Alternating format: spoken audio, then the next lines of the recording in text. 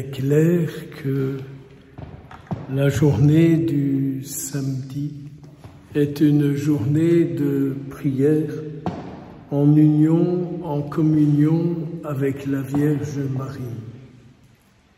Et qu'aujourd'hui, nous la prions sous son titre de consolatrice des affligés.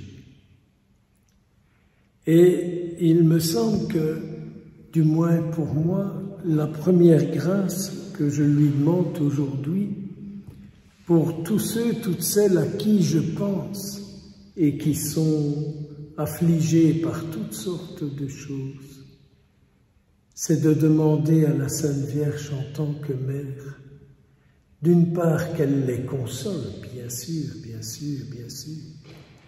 mais aussi qu'elle prie pour eux, afin qu'ils ne soient pas enfermés dans ce qui leur arrive. Car je nous rappelle que l'enfer est un enfermement. Quand on est enfermé dans quelque chose, on tourne dans son enfer. Nous avons demandé dans l'oraison d'entrée, nous avons demandé au Seigneur que par l'intercession de sa mère, nous soyons remplis de toute consolation, au point de savoir à notre tour consoler. Être rempli de consolation pour savoir à notre tour consoler celles et ceux qui sont affligés par toutes sortes de choses.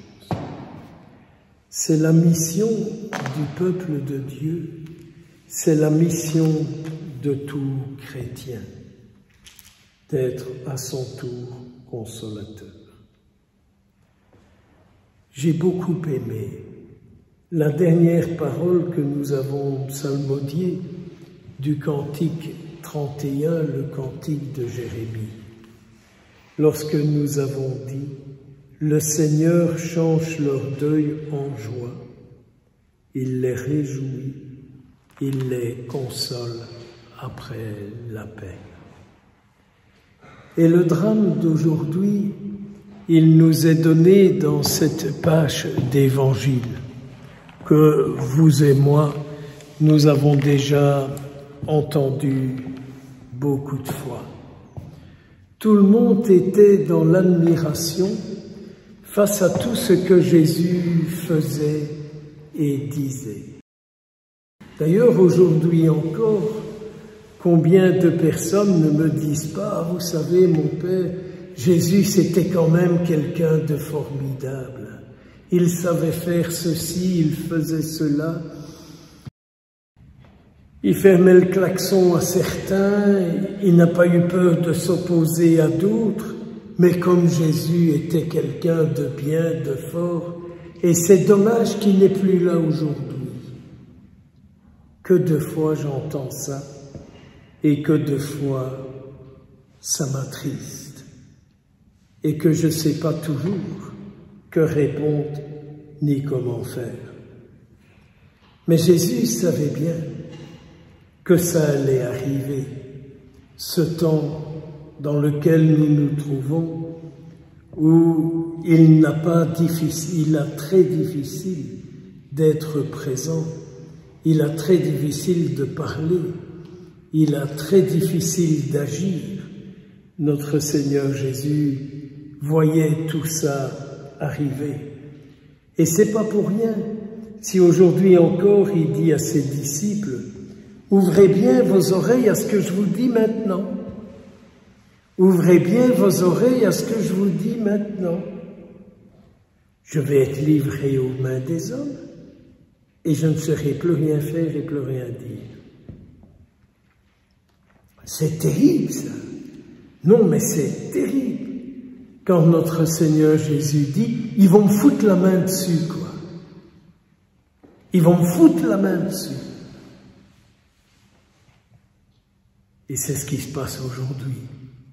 Ou bien on s'en fiche complètement de lui et on n'a rien à voir.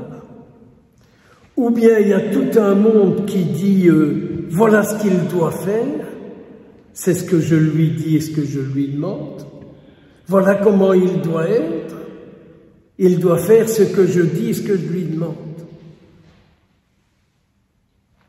Je redisais encore à une personne que je recevais hier après-midi, Jésus n'est pas là pour faire ce que vous avez décidé. Sinon, il ne faut pas dire « Seigneur, que ta volonté soit faite ».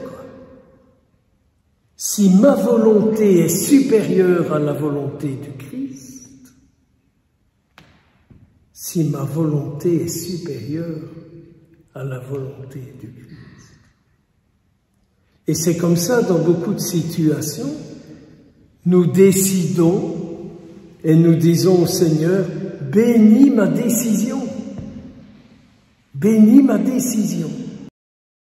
Et après on dira, fiat voluntas tua. Mais les disciples ne comprennent pas ce que Jésus dit. Et pourtant ils étaient avec lui. Ils ne comprirent pas et ils n'osaient pas l'interroger. Donc nous faisons la même chose.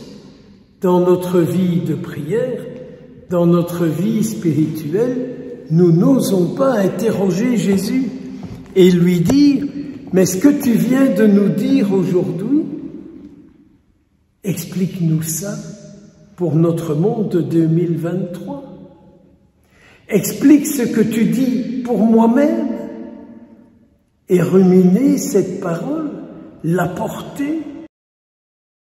Quand je rumine une parole du Christ et que je la porte, c'est Jésus qui reste en moi et qui me fait comprendre dans quelle partie de ma vie j'ai la main mise sur lui, en point tel qu'il a juste le droit de la fermer et de ne rien dire, et surtout de ne rien faire.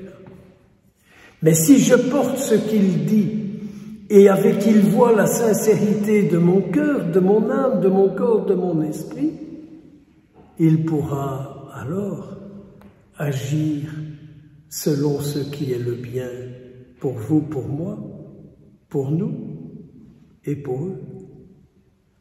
Puisse la Vierge Marie, en sa mission de consolatrice, nous aider à nous laisser consoler, éclairer, guider par le Christ Jésus lui-même, au nom du Père, du Fils et du Saint-Esprit.